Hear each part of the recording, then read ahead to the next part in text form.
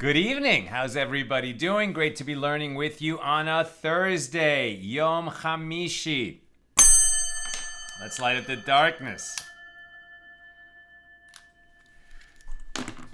Who's in the house for Daf Mem Aleph, page 41, here in Tractate Sotah, the 18th volume of the Talmud. Generally, these are the laws of the suspected adulteress. But once we came to the question of whether the warning administered to her by the priest when that ritual was conducted in the Holy Temple, when it was standing in Jerusalem until about 2,000 years ago, did the warning that the priest gave her and the oath that she swore, could she say that in her own language if she didn't speak Hebrew? Yes, it did not have to be administered in Lashon Kodesh, the Holy Tongue, Hebrew. And having asked that question, the sages began a digression. What does not have to be said in Hebrew? Prayers, right? The Shema doesn't have to be said in Hebrew. The Amidah doesn't have to be said in Hebrew. The grace after meals does not have to be said in Hebrew, although in all cases that is preferable. But when Joshua led the children of Israel into the promised land and read to them from the Torah the blessings that will ensue if the people will remain loyal to the Torah and to the law, and the curses that would ensue if they don't, that had to be done in Hebrew. And when the Kohanim, when the priests, the descendants of Aaron, bless the people, transmit the blessing from God, that has to be spoken in Hebrew. And once we started talking about the priests blessing the people when the temple was standing, or when the temple wasn't standing, and the priests until today, the descendants of Aaron, bless the congregations in synagogue or at the Western Wall, you can see duchening, is what it's called. That is done in Hebrew and to this day. And now that we're examining customs related to the entrance into by the children of Israel into the promised land, or rituals conducted by the priests, our digression has continued, and it's gonna keep continuing for a while. And at the end of yesterday, I think it was Sharon who asked, wait, what was the connection to the Sotah? And Nina had asked the same question, and yeah, so we're going to get even a little bit more, a little bit further away from the law of the Sotah, because these questions have been asked, and the sages basically just organized the Talmud this way. And now we're on a kind of an extended digression, really hinging off, did the priests have to speak in Hebrew or not? And now that we're talking about the priests, what else can we learn related to the rituals that they were charged with? So, who's in the house? Yehud in South Carolina, Joe in the Inland Empire, Shandor in the Bronx, Lucy in Minnesota, Tom in PA, Charles in Omaha, Bella in Florida, Paul in the Great Northwest, Guy in Ohio, Sharon in New Jersey, Karen in Northern California. Did you feel the earthquake today, Karen? My friend David was up there. He said they felt it. It wasn't too bad, but earthquakes are always scary. David in South Bend, Peggy in Colorado. Joe says, thank you. Tom, at some points it's more like, have some Talmud with your digression. Very good. We went to the fight last night and a hockey game broke out, right? Same idea. Or on the YouTube side, Marjorie in Virginia, Marie in Freeport. Welcome, everybody. All right, our daf is page 41. We are in chapter 7, continuing our discussion of Mishnah number 3, which talked about how the high priest would read from the Torah, right? When you read from the Torah, does that have to be done in Hebrew? Yes, you read from the Torah in Hebrew. In the old days, they would have a translator going along with that. That we don't have in synagogues today. But on Yom Kippur, when the temple was standing and the high priest was serving, and he would read from the Torah on that day among his many duties on Yom Kippur, and we covered a lot of those when we made our way through Tractate Yoma, or Yuma as it's sometimes pronounced, which is all about the laws of Yom Kippur, and specifically the avodah, the divine service, the service, right, that the holy service that the high priest was obligated to perform on behalf of the nation on Yom Kippur. Here in Mishnah number 3, chapter 7, we're talking about when the high priest would read from the Torah scroll and what blessings he would say. Now, we pick this up at the top of page 41a.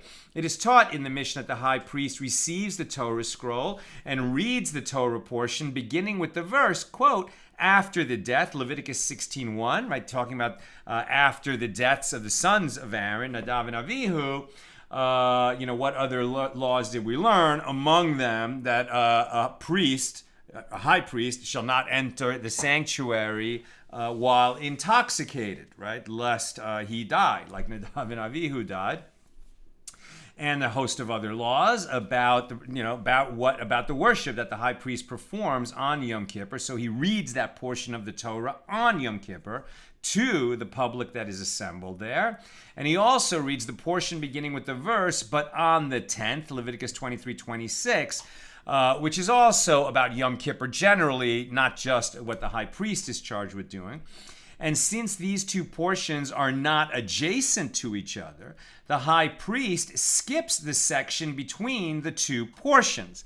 Right now, if you're reading like this from a book, right, and this has happened many times, or for one reason or another, we have to skip some material, so I would just turn a page, right? No big deal, I just turn a page.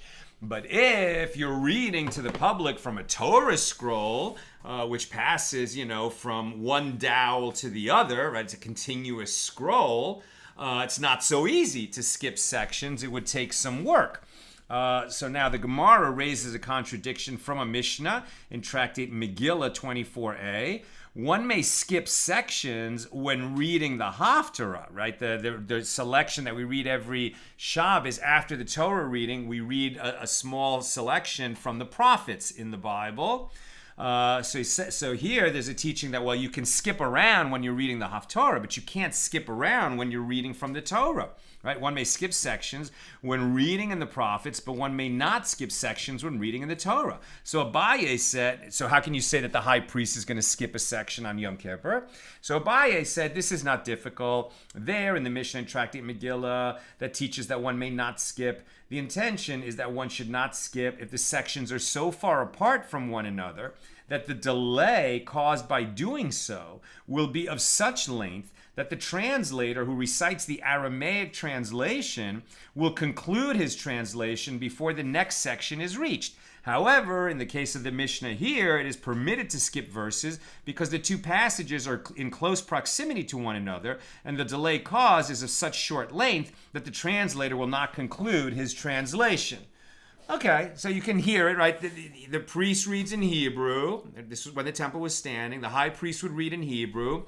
And the people who were gathered there didn't necessarily speak Hebrew. So his translator, he would speak a section and the translator would say it in Aramaic. And while the translator's talking, the high priest, probably with the help of an assistant, would roll the Torah forward to the next section, and then he would begin reading that. Okay, if you have an assistant pointing it out to you, okay, I could see that. But it just immediately made me think of a little embarrassing moment I had this morning. I was leading the prayers at our minyan, and so last night we completed the counting of the 5th week of the Omer, right? We count 7 weeks from the second day of Passover to the holiday of Shavuos, and we're 5/7 of the way through that basically, right? Last night we counted 35 days. And so during this 5th week, when we meditate on one of God's attributes called Hod, which is usually translated as splendor, we meditate on God's splendor. So in the mornings, we don't do tachanan, right? So there's this section in the morning prayers when we bow our heads and just acknowledge our many sins and transgressions and faults, and just, say, God, we're just so sorry. Please forgive us for all of our sins. But on holidays, you don't recite tachanan. And during this section, this week of counting the Omer, the Hod week, we don't say tachanan on any of those days. So, if you're the prayer leader like I was, you finish the repetition of the Amidah, right? Where you go through, you speak pretty fast because it's a very long recital where you have to say out loud all the words of the Amidah as the prayer leader. And then the next thing, because it was a Thursday, is the Torah service. But actually the next thing between the Amidah And the Torah service is a chodesh, right? A chodesh that separates between one section of the service and another. Almost the same prayer as the mourner's chodesh, but not quite. But okay, I'm in the year of mourning for my mom, so I say Kaddish, and I even lead prayers and recite Kaddish in front of the room. I mean, like, so many times, I don't know, 10, 15, 20 times a day, I'm saying Kaddish, often, leading publicly, right? So, like, you would think by now I know that prayer really well. But when you skip Tachanan, so you're leading the prayers, I'm reading the Amidah. Now I know I'm going to skip Tachanan, so I'm going to go to the next Kaddish. So I'm turning the pages to reach the Kaddish, but I know that I'm going to a Kaddish, so I just start saying it before I've turned the pages to get there. And when I did that, my brain just went pop. I just froze. Like I said, Yiskadal, Yiskadal, Shemei Rabbah, and people answered Amen. And then at that point, I finished turning the pages, and I couldn't exactly find the next word of the Kaddish where I want it to be. Now, I can easily recite Kaddish from memory, so if I wasn't looking at the page at all, I would have been fine. But because I was turning pages and then landed on the right page, as I was between phrases of the Kaddish, my brain just burped. And I couldn't find my place. I couldn't remember where I was. People started saying, the next word of the Kaddish to help me. That just confused me more. And I was like, Yiskadal, Yiskadal. I just started over. I just didn't know what else to do. I started over. But it was so, embarrassing. Like the one thing a guy who leads the prayer service has to know is Kaddish, especially someone who's a mourner who's been saying Kaddish for almost a year. Like, how could you mess that up? That's why fear of public speaking is so great, because you never know when you're going to mess up. Anyway, so here the high priest is doing the same thing, right? He has to read a section from the Torah, and then he has to skip a section and get to the next section, and he's moving the scroll around. I hope he had an assistant to do that for him, and the assistant just says, okay, you're here, now you're here. And he knows exactly what the next section is. So in front of the whole population on Yom Kippur with he's charged with the most important work of the year. I'm sure that they didn't mess it up like I did. Anyway, where are we? So, that he may not skip at all. May skip like that. Okay, and one may not skip from one book of the prophets to another book of the prophets, even if both pertain to... No, I skipped something here. Okay, but isn't it taught in a Baraisa that one may skip sections when reading in the prophets, but one may not skip sections when reading in the Torah? And how much may one skip from one passage to another in the prophets? One may skip when the section skipped is of such short length that when the furling of the scroll is completed by the translator, the translator will not have concluded his translation, right? In other words, you can skip sections as long as it's a quick skip, so that while the translator is still talking, you've accomplished the skip, and it seems smooth when the reader continues reading, right? That's what we're learning here. So you could do that when you're doing a reading from the prophets, but by inference, when reading in the Torah, one may not skip at all. So how can you say that the high priest would skip a section in the Torah on Yom Kippur? So rather, Abaye said another explanation. No, this is not difficult. In the Mishnah here, it is permitted to skip this passage in the Torah, right, from after the death of the sons of Aaron to what they would do on the 10th of Tishrei. When it's Yom Kippur, right? That section being read in the Torah, it's skipping a little in between. So says Abaye, this is not difficult. In the Mishnah here, it is permitted to skip because both passages pertain to a single topic. And there, in the Tractate and Mishnah, the Mishnah and Tractate Megillah, that teaches that one may not skip, the law is referring to a case where the passages pertain to two different topics. That would confuse the audience, and so you don't do that. And this is as it is taught in a Baraisa. One may skip sections when reading in the Torah, when both sections pertain to a single topic. As in the case of the high priest reading on Yom Kippur, both sections pertain to Yom Kippur. And in the prophets, one may skip from one section to another, even if they pertain to two different topics. And both here and there, one may skip only when the section skipped is of such a short length that when the furling of the scroll is completed, the translator will not have concluded his translation and the reader just picks up smoothly. And one may not skip from one book of the prophets to another book of the prophets, even if both pertain to the same topic. But among the books of the 12 prophets, one may skip, provided that one does not skip from the end of the book to its beginning. Rather, if one wishes to read from several of the 12 prophets, he must read the passages in the order that they are written. It is taught in the Mishna, and he furls the Torah scroll and places it on his bosom and says, more, the high priest on Yom Kippur, when the temple was standing, after he reads from it, he furls the Torah scroll, he places it on his bosom, and he says, more than what I have read before you is written here. And the Gemara comments, and why must he say all of this? It is so as not to cast aspersions on the Torah scroll, because people might think that the portion he read by heart is not written there. And it is stated in the Mishnah that he reads by heart the portion beginning with and on the 10th from the book of Numbers 29:7 through 11.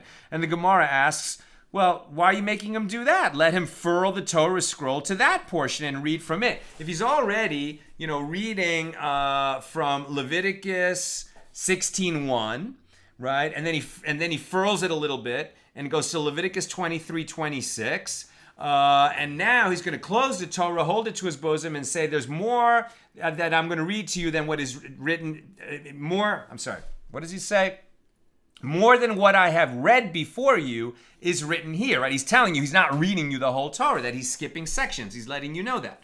Right? But if you're already doing that, why not do the passage from Leviticus 16, the passage from Leviticus 23, and then roll forward to this other passage at Numbers 29? Since you're already rolling forward, why not do that? And Rav Huna Bar Yehuda says that Rav Shesha says, well, we don't do this because one may not furl a Torah scroll in public out of respect for the congregation. In other words, the skip between Leviticus 16 to Leviticus 23 can be accomplished very quickly. But to go from Leviticus 23 to Numbers 29, that would be a significant amount of rolling, and that they don't do because the congregation would just be sitting there waiting, watching them do what could have been done at another time. So instead, they just make the high priest memorize the third section.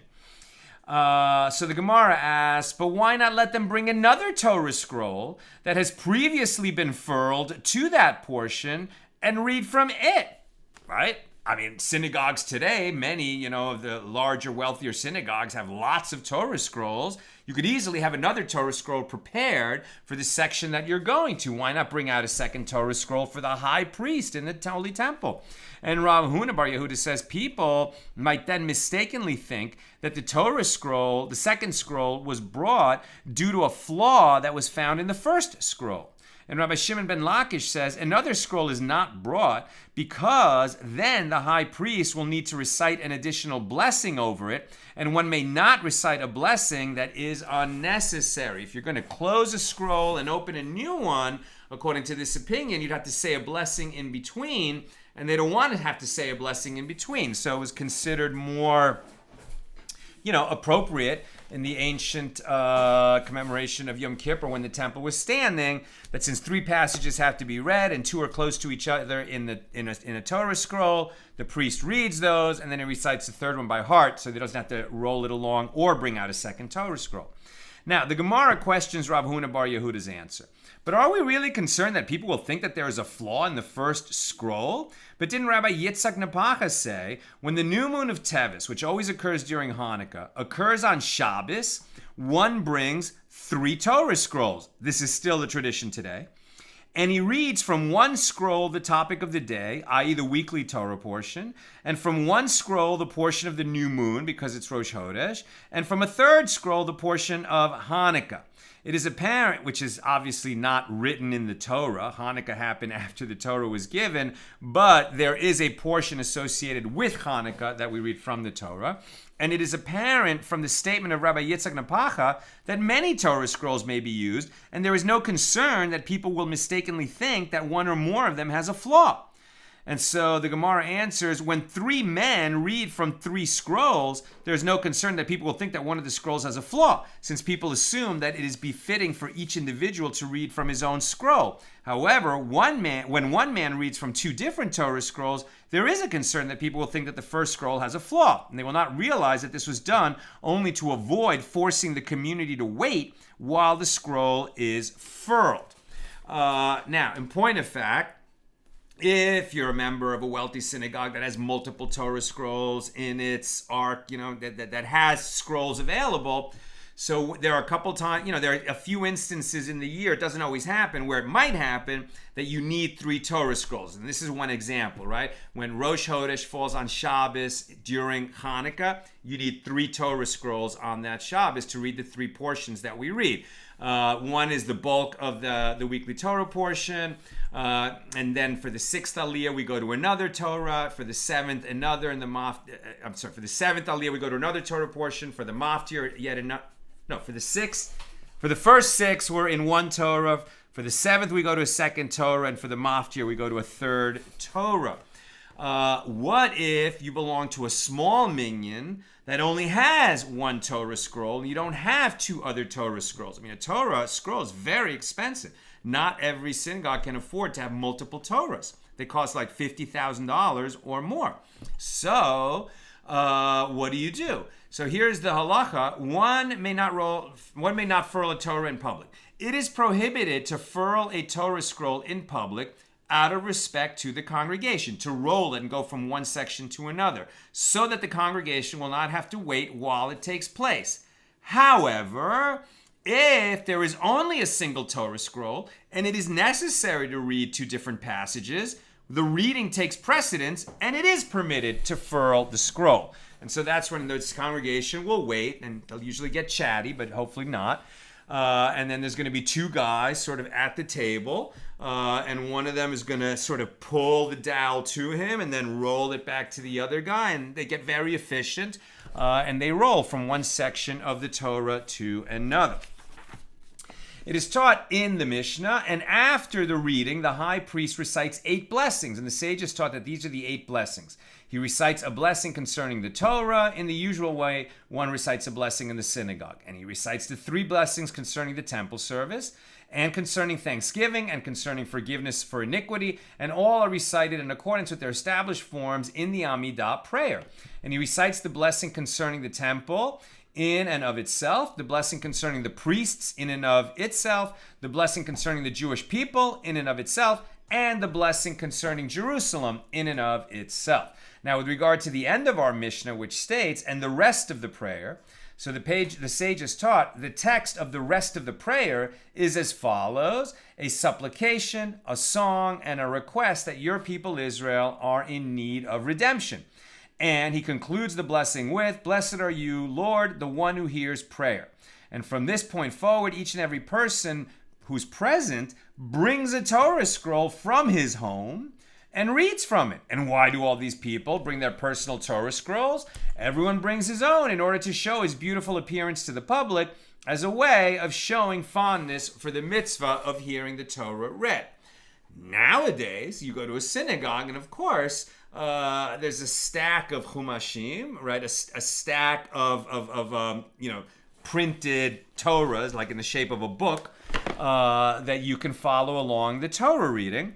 But that's modern times, right? Where books are so easily printed and affordable that everybody could have a copy.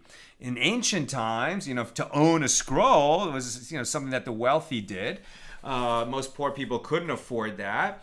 And they certainly didn't have like a supply of them for personal use sitting around at the Temple Mount. So the people who were blessed enough to own one would bring it. So there would be lots of Torahs present, and that would beautify the mitzvah of hearing the Torah read. And that concludes our discussion of Mishnah number 3 here in chapter 7. Here's Mishnah number 4. How is the portion of the Torah that is read by the king? Right? So we had the Torah portion on Yom Kippur read by the high priest. Now we're talking about the Torah portion read by the king of Israel, when there is a king sitting on the throne, right? And the temple is standing. And we've talked about this before, that there's a mitzvah called Hakhel. that every 7 years, the king would gather the population, everyone that could get to Jerusalem for this, and they would hear the king reading the Torah scroll. When was it done? During Sukkos, so people are already in Jerusalem. They don't make a special trip for it. And when did it happen? Where in the 7-year Shemitah cycle, right? The 7-year cycle of the sabbatical years of the land. When would they make the Hakhel? And on what day of Sukkos would they do it? How is the portion of the Torah that is read by the king recited at the assembly when all the Jewish people would assemble? At the conclusion of the first day of the festival of Sukkos, on the 8th, after the conclusion of the sabbatical year, they would make a wooden platform for the king in the temple courtyard, and he sits on it as it is stated at the end of every 7 years in the festival of the sabbatical year, Deuteronomy 31:10. Now the synagogue attendant takes a Torah scroll and gives it to the head of the synagogue that stands on the Temple Mount. And the head of the synagogue gives it to the deputy high priest, and the deputy high priest gives it to the high priest, and the high priest gives it to the king. And the king stands and receives the Torah scroll, and then he reads from it while sitting. Now, King Agrippa arose and received the Torah scroll and read from it while standing. And the sages praised him for this. And when Agrippa arrived at the verse in the portion read by the king that states, "You may not appoint a foreigner over you," Deuteronomy 17:15, tears flowed from his eyes, because he was a descendant of the house of Herod and was not of Jewish origin. So the entire nation said to him, "Fear not, Agrippa, you are our brother, you are our brother." And before I continue reading the Mishna, I'll just read this note about King Agrippa, which is pretty interesting. Okay, so Agrippa, this refers to King Agrippa the first, Julius Agrippa, who was the grandson of Herod. Right, so Herod was a king who, embarked on many construction projects, and the wall that is known as the Western Wall, the Kosa, where we pray now, in Jerusalem, that was the outer wall of the Temple Mount, and that wall was built, I'm pretty sure, in Herod's time. And there was a bunch of major construction that Herod did, and so Herod was often known as the builder. But he was not really he was a Jewish king, but he wasn't a Jew, right? So how did that happen? Agrippa's father was Aristobulus, the son of Herod, from his Hasmonean wife Miriam, the daughter of Hyrcanus II. His mother was Bernice, the daughter of Herod's sister, and he grew up in Rome in the house of the emperor, and there he befriended the emperor's family. And he was a close friend of Gaius, who, upon being designated emperor, appointed Agrippa governor over a portion of Herod's kingdom. And Agrippa later became one of the driving forces behind Claudius's appointment as emperor, who in turn installed him as ruler over the rest of Herod's kingdom, including the land of Judea. So upon arriving in the land of Israel as king, Agrippa developed a relationship with the sages of the Jewish people and publicly displayed his deep connection to them through observing the mitzvahs scrupulously. And the sages praised him for this. And Agrippa attempted to fortify Jerusalem by building an additional wall, which included some of the city's suburbs within the city's limits. Since the sages regarded Herod and his household as Canaanite slaves, right? Not Jews. They were the descendants of Canaanite slaves who, through political intrigue, etc., arose to wealth and power, so much so that Herod became a king over Israel. But he was certainly not a descendant of King David, right? It was a political thing that allowed him to take power. So because they regarded Herod and his household as Canaanite slaves, Agrippa's status as a member of the Jewish people was also questionable. So consequently, the sages viewed the people's words in this Mishnah stating that he was their brother as mere flattery. And Agrippa himself was also considered a dubious character. He was raised and educated in Rome among friends who were wanton in every regard, and as king he continued Herod's initiatives of encouraging Greek culture, at least in the Gentile cities under his reign. So as we see, he was a complex ruler who on the one hand, had a relationship with the sages and was seen performing mitzvahs and seemed to be somebody who was respectful of Torah. But on the other hand, he had this darker side and allowed practices to be performed which were not in keeping with Torah. At any rate, the Mishnah continues, and the king reads from the beginning of Deuteronomy, from the verse that states, and these are the words, Deuteronomy 1:1, until the words, Hear, O Israel, the Shema, at Deuteronomy 6:4. And the king then reads the sections beginning with Shema, at Deuteronomy 6:4, until, and it shall come to pass if you will hearken, Deuteronomy 11:13 through 21. Also, you shall tithe at Deuteronomy 14:22. And when you have made an end of the tithing at Deuteronomy 26. And the passage concerning the appointment of a king, Deuteronomy 17. And the blessings and curses at Deuteronomy 28, until he finishes the entire portion.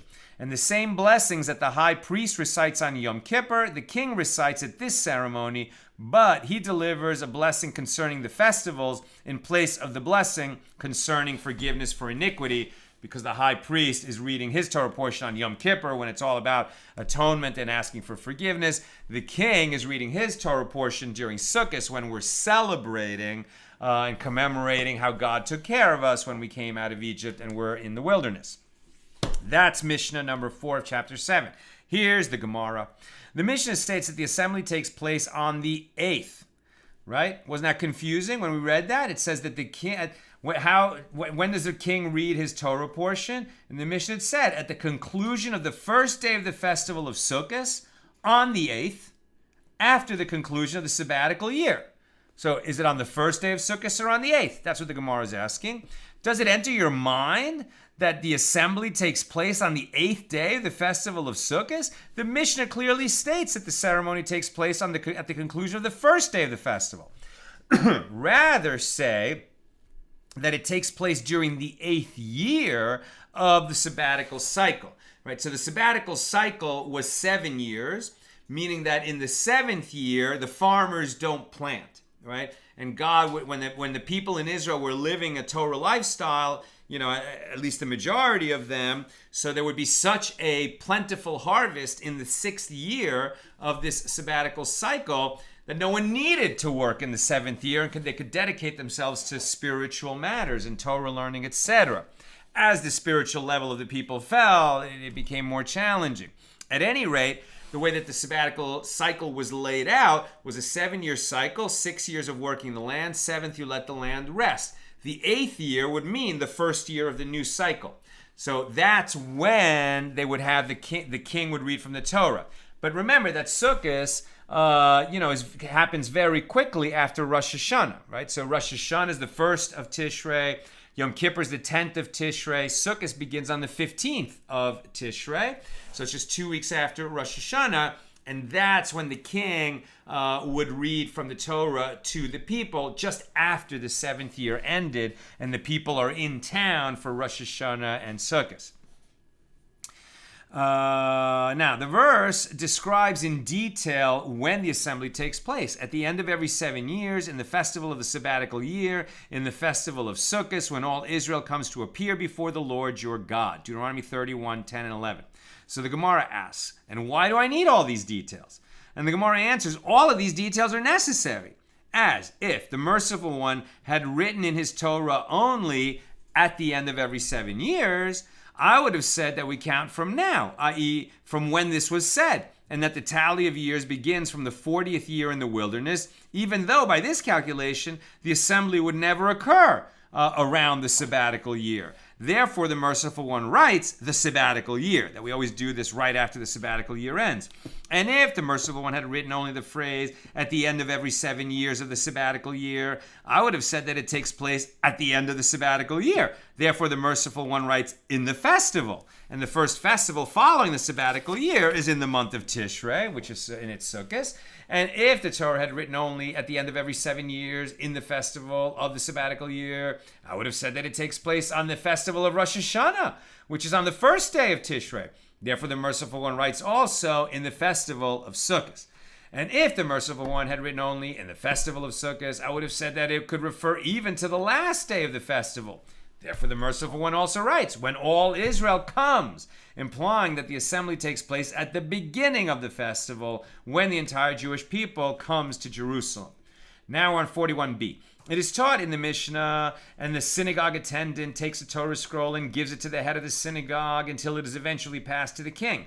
And the Gemara suggests you can learn from this fact that all of the dignitaries receive the Torah scroll before the king, that honor may be given to a student in the presence of his teacher. Same lesson we had, that because they passed the Torah, so from sort of lower officials to higher officials and then to the high priest, you might learn from that it is permitted to honor a student in the presence of his teacher. And then we learned at that time in the last Mishnah that passing of the dignitaries from lowest to highest is only to accord honor to the high priest, who's the highest of all and receives the Torah scroll last. And now are they going to say the same thing about the king?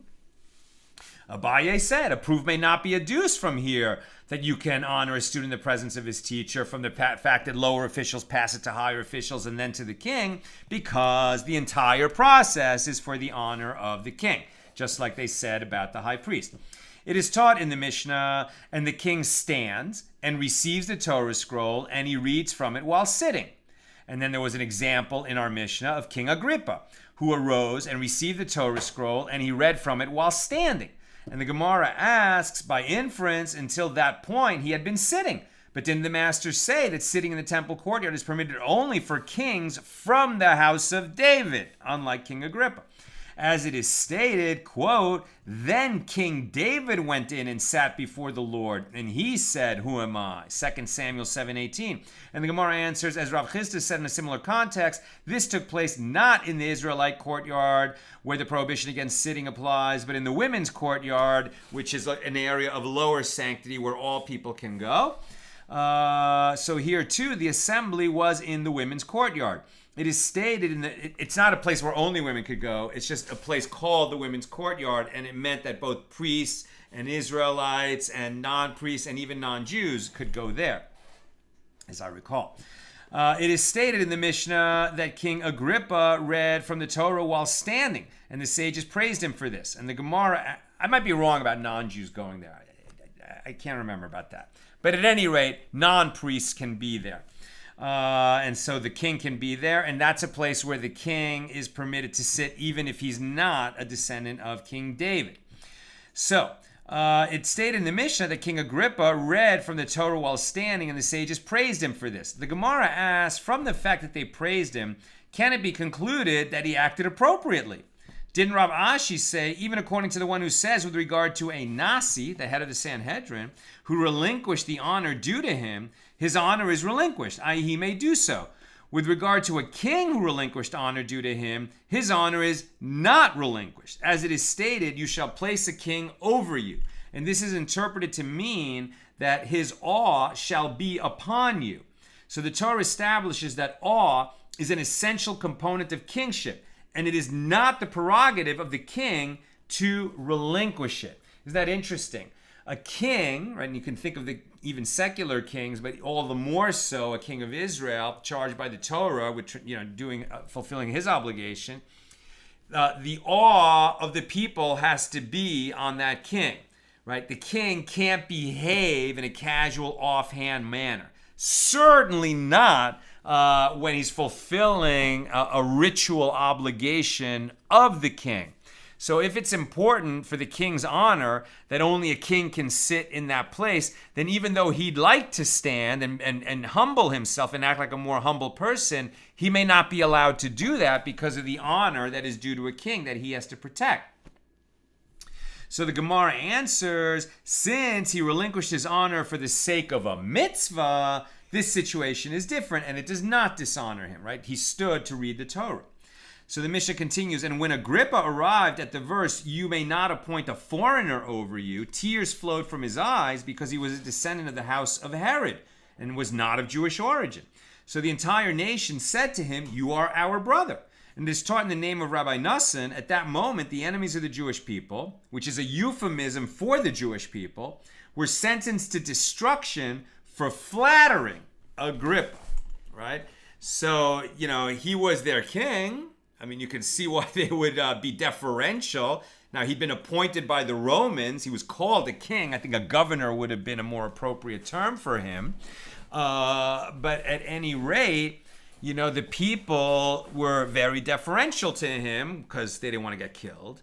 But, there's, I guess, some kind of a line between being deferential, which is appropriate for the sake of saving life, and flattering this pretender king, as it were. And flattery is a big no-no. So Rabbi Shimon ben Chalafta says, from the day that the power of flattery prevailed, the judgment has become corrupted, and people's deeds have become corrupted, and a person cannot say to another, "My deeds are greater than your deeds," as everyone flatters one another, and people no longer know the truth. Certainly the world we live in. And we've lived in that world, for thousands of years. Right? So since the day that the power of flattery prevailed. So interesting.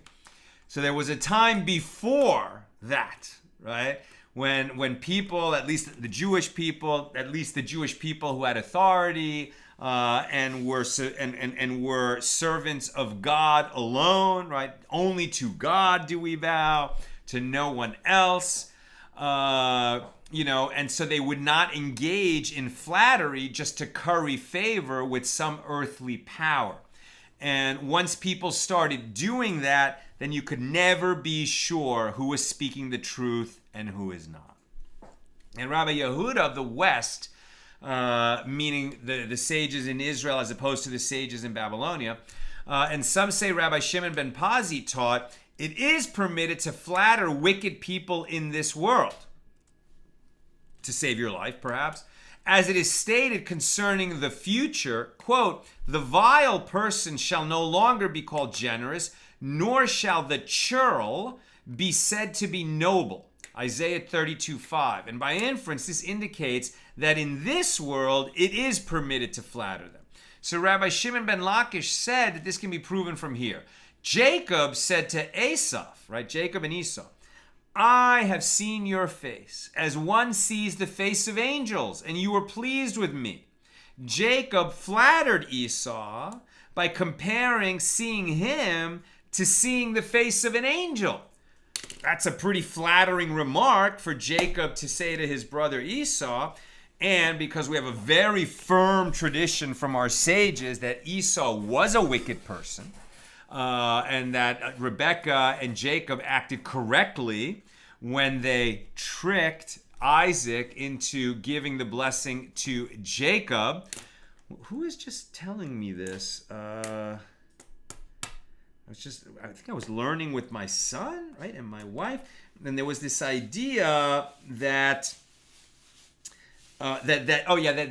Esau, Nina was telling me that she learned from Rabbi Reuven, that people who tend to engage in flattery and people who engage in lies, people who are not truthful, and people who are thieves, expect other people to be flatterers and liars and thieves, right? One who has no moral compass thinks that the rest of the world doesn't have a moral compass either. So since Esau was a liar generally, habitually, it occurred to him that his brother might come and lie to their father, who was half blind, in order to get this blessing that Jacob ended up getting. And so Esau said to Yitzhak, his father, if somebody comes pretending to be me, don't believe him, unless you're sure. And maybe that's why, Yitzhak ends up feeling, the hairy arms, which, Rebekah told Jacob to put on, the pelt of a sheep. so that he could trick his father. That's how we kind of normally interpret that story. But maybe what happened is that, Esau told Jacob, don't be fooled because somebody might come and lie. And then, Jacob said, well, I checked, right? I checked to make sure that what you told me, that I wasn't giving your blessing to your brother. But Isaac, Yitzhak, he knew that even though he loved Esau very much and they had a great relationship and he understood Esau better than he understood Jacob, but that Esau in Hebrew, was not deserving of that blessing. And, by sort of allowing himself to be tricked by Jacob, he could give the blessing to Jacob where it belonged. And then he could still have a good relationship with Esau. It's not that, hey, I betrayed you and gave your blessing to your brother. It's that, well, what can I do? Your brother tricked me, right? And that allowed Isaac and Esau to have a good relationship for the next 20 years, right? Because Jacob he leaves. Jacob gets the blessing and then he leaves town. He lives with Lavan, and he's working to earn the right to marry Rachel and Leah, and he has the 12 children, etc. He's gone for 20 years. Where's Esau? He's still at home, right? And Isaac wants to have a good relationship with his son Esau, and maybe that's part of the family dynamics that was involved there. At any rate, what we're learning about here is the importance of being truthful and not becoming a flatterer, not becoming someone who says to himself, I'm not telling lies. I'm just, being very nice and polite to a powerful person because that's what you do, right? It starts by telling yourself you're being polite when you're saying a series of near truths, half truths, untruths. And flattery leads you to becoming a liar habitually, right? And so that's one of the dangers of flattery. Now, the Gemara notes, and Rabbi Shimon ben Lakish, in interpreting Jacob's statement, right? So Jacob later says to his brother Esau, right? And Esau was ready to kill Jacob. We know that. He said it out loud. So that's why Jacob ran away. And then 20 years later, he comes back, and they have this tearful reunion, which seems like, well, Esau, he did good. He got rich anyway. He doesn't need the blessing. He's fine. He forgives Jacob. But is that really what was going on? The Midrash says certainly there wasn't so much reconciliation. Jacob was legitimately and appropriately afraid of Esau, and Esau allowed himself to be placated when Jacob sent so many gifts. And was accompanied by an angel, so to speak, and was very deferential. So here Jacob says to his brother, who now we have to interpret it through the eyes of the sages, Esau's evil, and Jacob is saying to his evil brother, oh, looking at your face is like looking at the face of an angel. So it sounds like Jacob is engaging in untruthful flattery. That's behavior unbecoming of Jacob, right? Whose name by this point is changed to Israel, and we are all the children of Israel. So how could it be that Jacob engaged in this destructive practice of flattery? It seems like Jacob would never do that. So what's going on? So Rabbi Shimon ben Lakish, in interpreting Jacob's statement, disagrees with Rabbi Levi. As Rabbi Levi says, with regard to the interaction between Jacob and Esau, to what is this matter comparable? To a person who invited another to his home, and the guest realized that the host wants to kill him. So the guest says to his host, ooh, the flavor of this dish that you've just given me, it tastes like a dish that I tasted in the king's house. Now the host then says to himself, oh, my guest has a relationship with the king. Therefore, the host becomes afraid and doesn't kill his guest. So similarly, when Jacob told Esau that his face is like the face of an angel, this statement lets Esau know that Jacob has a relationship with angels, right? The night before, he wrestled with an actual angel. So now that Jacob is somebody, who has conversations with angels, so Esau is not going to be so quick to attack Jacob. right? It was strategic flattery, and it was life-saving flattery for himself and his whole family full of little kids who's standing here, right? Who's there? Jacob, Rachel and Leah, their kids, many of whom are little kids, and some servants, and who's in front of them? Esau and 400 soldiers, right? So yeah, that's a time when you can engage in flattery. To save your life, you can engage in flattery. Now, Rabbi Elazar says, any person who has flattery in him brings wrath to the world, as it is stated, but those with flattery in their hearts bring about wrath. Job 36. And moreover, his prayer is not heard, as it is stated in that same verse, they do not cry for help when he binds them.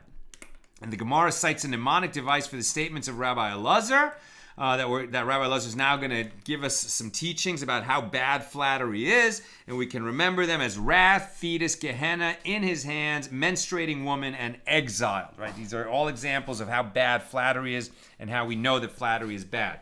So we might learn out from Jacob flattering Esau while Esau's standing there with 400 soldiers that you can engage in flattery to save your life. But if flattery becomes a typical habit with you, bad, bad, bad, bad. And Rabbi Elazar says, any person who has flattery in him, even fetuses in their mother's wombs curse him. As it is stated, he who says to the wicked, you are righteous, people shall curse him. Yikavuhu. Nations, leumim, shall execrate him. Proverbs 24. And kov, the linguistic root of the word yikavuhu, means only a curse. As it is stated, Bilam, right, the prophet that was hired by King Balak to curse the Jewish people, and said he can only say what God tells him to say, and so he ends up blessing the Jewish people. Bilam explained that he did not curse the Jewish people, as he said, quote, how can I curse Ekov, whom God has not cursed, Kabo? And le'om is homiletically interpreted to mean only fetuses, as it is stated with regard to Jacob and Esau when they were still in Rebekah's womb. And one people, le'om, shall be stronger than the other people, le'om, right? Similar to am. Am means nation. And Rabbi Elazar says, any person who has flattery in him falls into Gehenna, right? The place which is like, the burning fires of refinement. It's, for the vast majority of people, not a permanent sentence when you die, but most people will pass some amount of time in Gehenna where they are held accountable for their deeds in this world, for the evil they did in this world that was not outweighed by all the good they did in this world. And Rabbi Elazar says, any person who has flattery in him falls into Gehenna, as it is stated, woe to those who call evil good and good evil. Maybe we live in a time now where so many of us, no matter what our politics are listening to people saying in public places things that are not true. They're saying, that yellow is purple and purple is yellow and up is down and down is up. And you're like, what are people saying? And with a straight face as if it's true. So when it says in Isaiah, woe to those who call evil good and good evil, what is written afterward? Therefore, as the tongue of fire devours straw, and as the chaff is consumed by the flame, meaning that the people who described in the earlier verse will end up burning like straw in the fires of Gehenna. And Rabbi Elazar also says, anyone who flatters another ultimately falls into that person's hands. Right? Why did you flatter him? So that you would keep this powerful person off your back. In fact, because you didn't speak truth to power, that powerful person will end up abusing you in some way. Better to just avoid such people or speak the truth. Don't become a flatterer, says Rabbi Elazar. Anyone who flatters another ultimately falls into his hands. And if he does not fall into his hands, he falls into his children's hands. And if he does not fall into his children's hands, he falls into his grandchild's hands. As it is stated, quote, then the prophet Jeremiah said to Hananiah, Amen, the Lord should do so. The Lord should perform your words. Jeremiah 28. This was a form of flattery, as Jeremiah did not explicitly say that Hananiah was a false prophet, as it is written. Now we're on 42a. We're going to go just a little further to finish chapter 7. And when he was in the gate of Benjamin, a captain of the ward was there whose name was Irijah, the son of Shelemiah, the son of Hananiah. And he laid hold on Jeremiah the prophet, saying, "You shall fall to the Chaldeans." And then Jeremiah said, "It is false. I shall not fall to the Chaldeans." Jeremiah 37. And it is then written, "So Irijah laid hold on Jeremiah and brought him to the princes."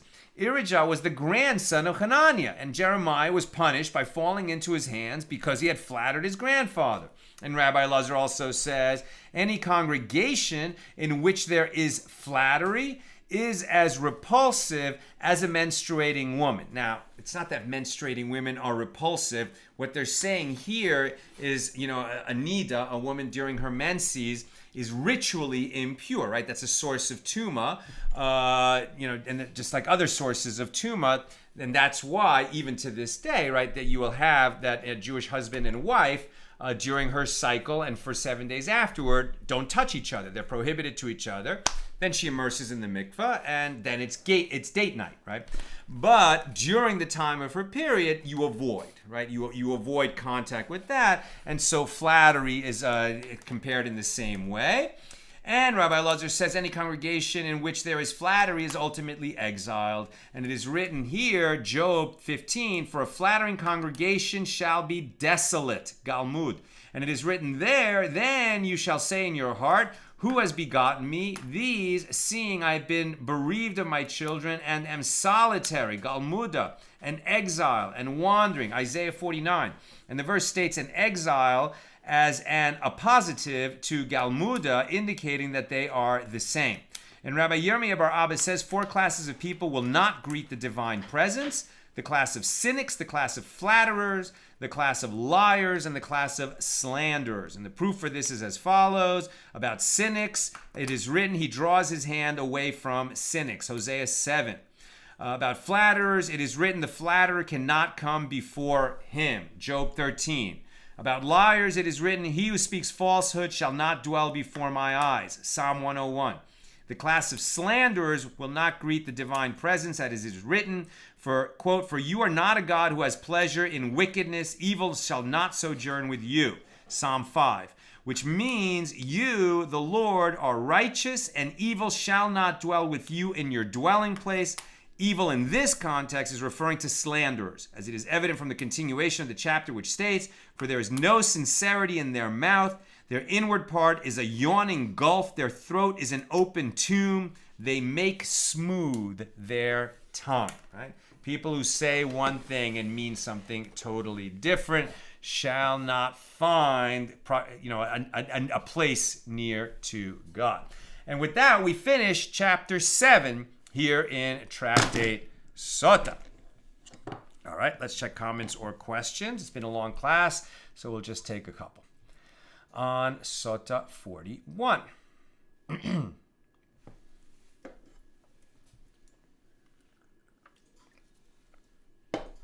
Paula, being respectful, but what if they are poor? They cannot afford a Torah, right? That's what we mentioned before, where it says everyone brings their own Torah. It was expected that most people wouldn't be able to, but the ones that had should bring them. And I think there's 2 benefits of that, right? It's going to beautify the mitzvah that at the Hakhel, right, when the people gather to hear the king read from the Torah, it's a beautiful mitzvah of dedication by the entire nation, in this case as represented by their king, reading the words of Torah. In other words, reestablishing the covenant, showing that we are all submitting to the word of God as written in the Torah. And to beautify that mitzvah, the more Torahs that are around, the better. But also there's an effect that even though a lot of poor people couldn't afford their own Torah, at least if the people who could afford brought them, then other people can look at those Torahs. I'm sure that every Torah had a bunch of people looking on as the king was reading up front. Tom, when did the sages divide the Torah into books, chapters, verses, and parshas? Well, as you can see, it had already been done, or at least commenced here, but the numbering system came much later. I'm not familiar with the history of that. It's a question that could be Googled pretty easily. But you're right, it's a good question because it was definitely a process, right? It was definitely a process. It's certainly already begun here when they're talking about that, certain portions would be read for certain for certain holidays and Shabbos, and certain portions were read at specific times of the year. But in the Talmud, in the Gemara, they're just referred to by the first words of that portion. When I add the chapter and verse, it's because the publishers of Koren have included that parenthetical in case you want to go look it up right now. But no, I don't think the sages had, chapter 5, verse 23. I think that developed later, quite a bit later. And I'm sure someone can fill us in on that history at another time. Tom, there was a foreigner's court in the temple. Alexander the Great is said to have worshipped there. Very good. So it was a place for non-Jews to go. For sure, non-Jews could bring sacrifices to the temple. I think it was a burnt offering that they could bring, and it was done, right? And in fact, that's the episode that ended up, that started the chain of events, right? Or as part of the chain of events that led to the destruction of the Second Temple, that the Romans, sent an offering as a test, an offering that would not have been considered blemished at a Roman sacrifice, but would be considered blemished to sacrifice in our temple. And then the sages had to debate, what are we going to do? If we don't offer it, they're going to think we're insulting them. It's going to bring danger on the people, etc. But at any rate, non-Jews could bring offerings to the temple. How far into the Temple Mount they could go is what we're talking about here, but that's for another day. That's what I've got for us today. With God's help, we'll be together again tomorrow, Friday, the regular Friday time, which is noon Pacific, to open chapter 8. And, we're still a couple pages behind the sort of, world Daf Yomi schedule. And I've been looking for a place to, do 2 pages in one day. I got to tell you, all these pages are so rich with colorful material from here to the end of Sotah. And the pages are actually going to get longer and longer. So, yeah, we're not going to do a double before we finish Tractate Sotah that I can see right now. And whatever, we'll just finish Sotah a couple days behind others. The class that I sometimes attend in the morning, when I go to pray at our shul, they're finishing their class. Those guys are running, I think, like 5 or 6 pages behind us. So don't worry about it. Classes very typically can lag a day or 2 behind. It's no big deal. We'll get caught up later. That's what I've got for us today. Have a great night.